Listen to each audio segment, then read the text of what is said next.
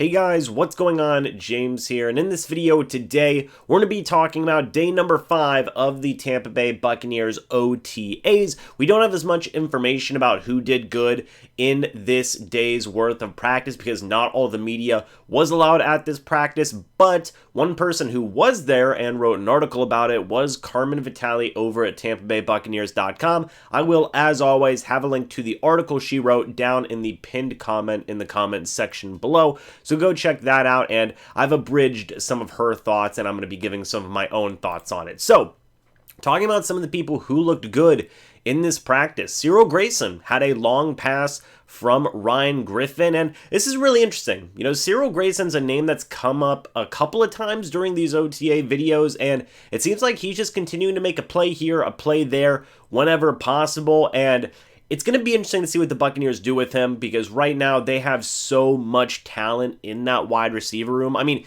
even their 6th and 7th, or no, sorry, even their 7th and 8th wide receivers are Jadon Mickens and Justin Watson. That's not including guys like Tyler Johnson, like Scotty Miller, like Jalen Darden. You assume those guys are wide receivers 4 through 6. Then you have Jadon Mickens and Justin Watson, and then you have CYRIL Grayson. So the Buccaneers, it's a good problem to have, right? I mean, it's going to be tough cutting some of these guys. Maybe you can bring a couple of them back on the practice squad.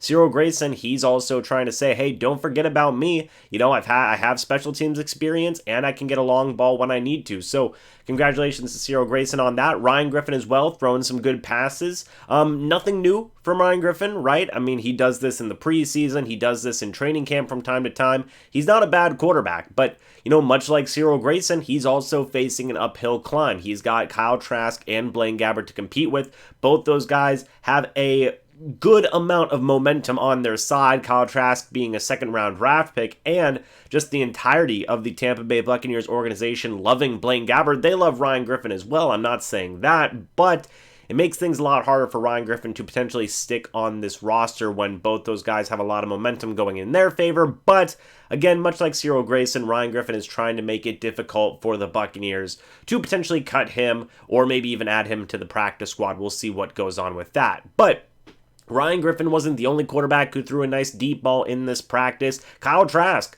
threw a 40-yard pass to Jalen Darden during this practice. And, you know, there wasn't as much to be said about Jalen Darden today. That's not saying he did bad. He just means he didn't have a superhuman practice like he normally has been doing. It seems like, you know, he did good to great. He didn't do insanely phenomenal potentially, but he's still doing some good stuff out there. He obviously caught a 40-yard pass from Kyle Trask. That's always good stuff. And I've said it before and I'll say it again. Watch those two in the preseason. Watch those two in training camp whenever everybody gets to go to training camp because they are going to be so electric. They are going to be so amazing. It's going to be a really awesome thing to see.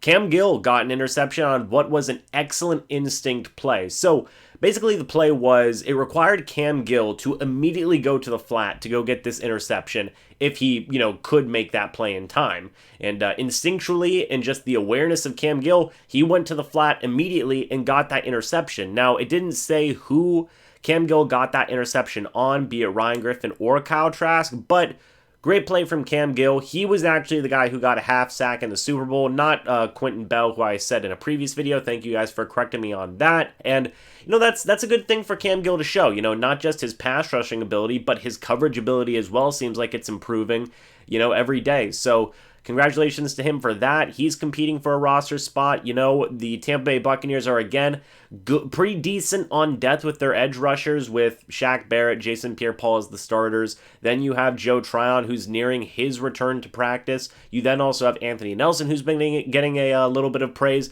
Cam Gill, Quentin Bell, those guys are fighting for jobs as well. And, hey, Cam Gill's showing up, getting an interception. So good job for him with that. CYRIL Grayson grabbed another good pass. This time it was from Kyle Trask. So, hey, Kyle Trask throwing some good passes. Had a nice throw to Jalen Darden. Had a nice throw to CYRIL Grayson. And again, you know, hey, good job, CYRIL Grayson, for that. Kyle Trask seems like he's going out there doing his thing, being the young quarterback, the successor to Tom Brady. You like to see that. Again, Blaine Gabbert's not out there. He's with Brady and the boys over doing their own thing. So it's just Trask and Ryan Griffin basically just battling it out right now, duking it out. So, yeah, we'll see how those guys continue to grow and whatnot. We'll see how much each guy gets playing in terms of preseason time. This is going to be a fun one to pay attention to, watching all those quarterbacks play, especially whenever everybody can start going to those training camps. Keyshawn Vaughn did a couple of nice things as a receiving back in today's practice, and this was a weird situation. Keyshawn Vaughn, I believe it was in yesterday's practice, was not at OTA practice, right? He was with Brady and the boys, which is a smart decision, don't get me wrong, but Bruce Arians actually voiced a little bit of frustration with that after practice. He said that he hoped that Keyshawn Vaughn would make a smarter decision the next day, and Keyshawn Vaughn, sure enough, was back at OTAs practicing with the coaching staff and the rest of the guys there. So, hey, good on Keyshawn Vaughn to have that awareness to say, like, yeah, I guess I'll go where the coaches are and show them what I can do. I mean, I don't blame him for going with Brady and the boys. I mean, that's a smart decision as well.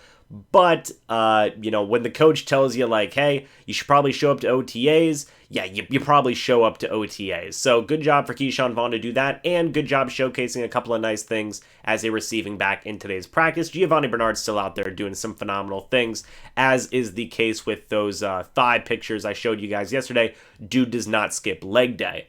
Couple of more notes here. Nate Brooks made a phenomenal play to knock the ball out of Jalen Darden's hands. That would have been an amazing catch, but instead it was an incompletion. We've talked about Nate Brooks a couple of times here on these OTAs videos. He's doing some pretty good stuff. It seems like he's getting more momentum than other guys in terms of making plays that are being noticed by potentially coaches and Buccaneers media and whatnot. So, maybe Nate Brooks is coming away with that 5th cornerback job. Maybe he'll be, maybe they'll carry 6 cornerbacks. If they do, maybe he's the 6th cornerback. Who knows? But Nate Brooks, again, is going out there making some plays, getting coaches to pay attention to him a little bit more, and overall improving his chances of making the roster. So you got to commend him for that. Couple more notes here. Finally, guys, Antonio Hamilton had a nice pass breakup against Kyle Trask. Again, he is also competing for a 5th cornerback job against guys like Nate Brooks, among many other guys. So good job for the veteran there. And he's also got some momentum because he's been in the league for many years. He knows how to play special teams. He knows how to play cornerback in the NFL. And so does Nate Brooks, and so does all these guys, really. But Antonio Hamilton is probably the veteran out of all those guys who are competing for that 5th cornerback job. So again, good for him to kind of showcase some of his skills there. And then finally, Josh Pearson had a very nice touchdown grab from Kyle Trask to finish the practice. It was situational football, red zone stuff, you've only got 20 seconds left and you're on the 15-yard line, stuff like that. So it was nice for Josh Pearson to make a clutch play, good for Kyle Trask to make a clutch throw, and overall a pretty decent way for the offense to end the practice. But guys, that is it for all of the points and comments I have for this day of OTA's practice. Overall, seems like a pretty balanced day between the defense